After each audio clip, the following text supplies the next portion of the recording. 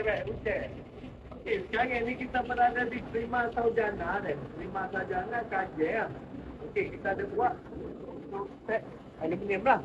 Kita punya pintu aluminium. Buat ke kuasa ni okey. Itu ni ada kita lapis dekat sini. Aluminium. Baru ada satu. Baru ada satu. So, untuk yang ni bayar installment kan.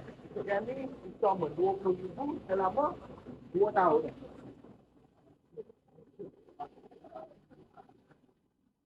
Proses kita ini berawal bulan 24 itu kan.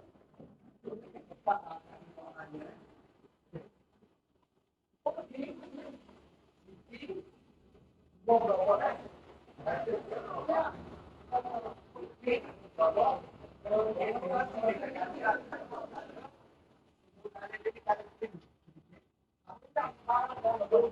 Dia memakai handle sekolah dekat sini.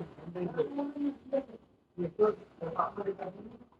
Ada plat, berlipat, dekat sini kita bagi blok, maupun bagi juga retro lah.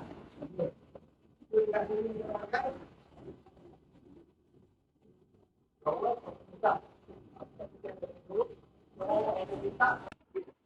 2, 4, 6, 8 ini 14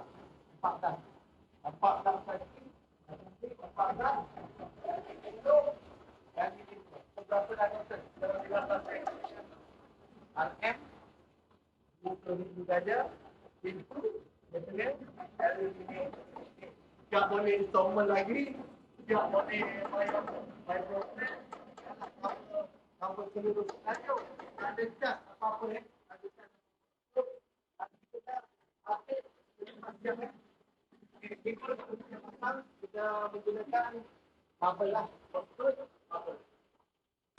Jangan lupa tampuk bom aktif, like, komen, share dan repost video ni. Okay.